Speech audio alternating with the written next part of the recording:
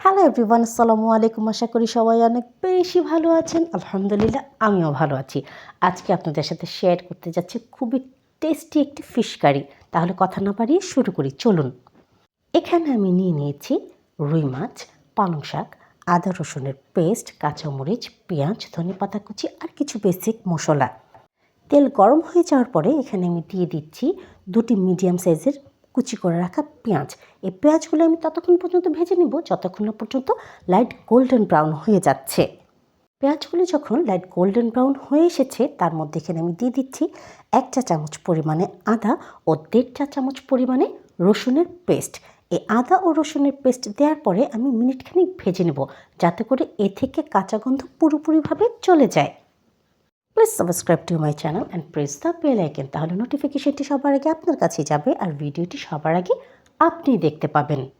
এবার এখানে আমি দিয়ে দিচ্ছি পরিমাণ মতো লবণ, তারই সাথে দিয়ে দিচ্ছি 1 চা চামচ পরিমাণে শুকনো মরিচের গুঁড়ো, 1 চা চামচ পরিমাণে হলুদের গুঁড়ো ও 1 চা চামচ পরিমাণে ধনের গুঁড়ো।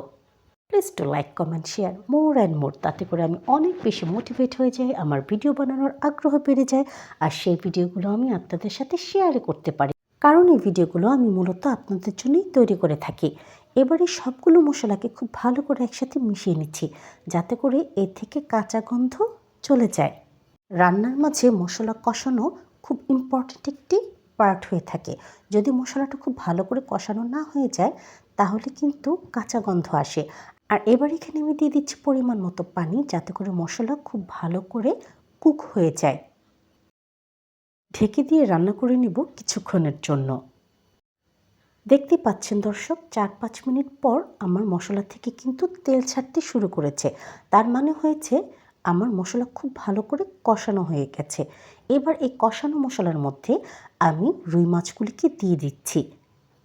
মাছগুলিকে দেওয়ার পরে এখানে আমি 4 থেকে 5 মিনিট পর্যন্ত রান্না করে নেব, মানে খুব ভালো করে কষিয়ে নেব যাতে করে মশলার সব ফ্লেভার এবং টেস্ট মাছের ভেতর পর্যন্ত চলে যায়।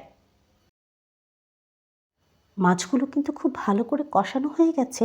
এবারে মাছগুলোকে আমি তুলে একটি সাইডে রেখে দিচ্ছি। আপনারা অনেকেই আছেন যারা আমার ভিডিও দেখেন কিন্তু কোনোভাবেই সাবস্ক্রাইব করে দিচ্ছেন না আমার ইউটিউব চ্যানেলটিকে। আপনাদের কাছে আমার একটি হাম্বল রিকোয়েস্ট থাকছে, আপনারা প্লিজ সাবস্ক্রাইব করে দিবেন আমার ইউটিউব চ্যানেলটিকে, এতে করে অনেক বেশি মোটিভেট হয়ে যায়। মশলার থেকে মাছগুলোকে একটু ধীরে ধীরে সাবধানতার সাথে উঠিয়ে নিতে হবে, তা না হলে মাছগুলো ভেঙে যাওয়ার সম্ভাবনা থাকে। এবার মাছ কষানোর এই মশলার মধ্যে আমি দিয়ে দিচ্ছি পালং শাক। পালং শাকগুলো খুব ভালো করে মশলার সাথে মিশিয়ে নিচ্ছি। আমি আজকে এখানে শুধু পালং শাক দিয়ে মাছটা তৈরি করেছি। আপনারা এখানে চাইলে সাথে আলুও অ্যাড করে দিতে পারেন। এক্ষেত্রে আপনারা শাকের আগে আলুগুলো দিয়ে কষিয়ে নেবেন। যখন আলুগুলো খুব ভালো করে সফট হয়ে আসবে, অন্তত 50%, তখন শাক দিয়ে কষাবেন। আমার শাকগুলো যখন কষানো হয়ে গেছে এবার এর মধ্যে আমি দিয়ে দিচ্ছি পরিমাণ মতো পানি। আর পানি দিয়ে আমি ঢেকে রান্না করে নেব যতক্ষণ না পর্যন্ত শাকগুলো অন্তত 50% সেদ্ধ হয়ে যাচ্ছে। রান্নার এই পর্যায়ে এখানে আমি অ্যাড করে দিচ্ছি কষিয়ে রাখা মাছগুলোকে। আর মাছগুলো দেওয়ার পরে তেল ঝোলের সাথে খুব ভালো করে নেড়ে চেড়ে মিশিয়ে নেব যাতে করে সব মশলার ফ্লেভারগুলো মাছের ভেতর পর্যন্ত গিয়ে মাছের টেস্ট ইনক্রিজ করে।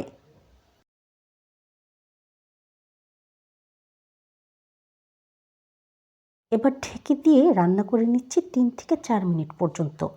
আর আরেকবারের জন্য মাছগুলোকে ওলটপালট করে দিচ্ছি যাতে মাছের দুপাশে খুব ভালো করে কুক হয়ে যায় আর মশলাও ভালো করে মিক্স হয়ে যায়। এই পর্যায়ে এখানে আমি দিয়ে দিচ্ছি 4 থেকে 5টি স্লিট করে রাখা কাঁচামরিচ, তাতে করে টেস্ট এবং ফ্লেভার দুটোই খুব ভালো আসবে। আর লাস্টে আমি এখানে মাছ নামানোর আগে দিয়ে দিচ্ছি পরিমাণ মতো ধনেপাতা, তাতে করে খুব সুন্দর একটি ফ্লেভার আসবে। আমার রান্না কিন্তু অলমোস্ট হয়ে এসেছে, এবার আর মোটেও সময় লাগবে না। দেখতেই পাচ্ছেন দর্শক, আমার রান্না ডান। আর আমি আপনাদেরকে সার্ভ করে দেখাচ্ছি। দেখতেই পাচ্ছেন দর্শক কি সুন্দর লাগছে দেখতে, আর আলহামদুলিল্লাহ এর টেস্ট হয়ে থাকে অসাধারণ।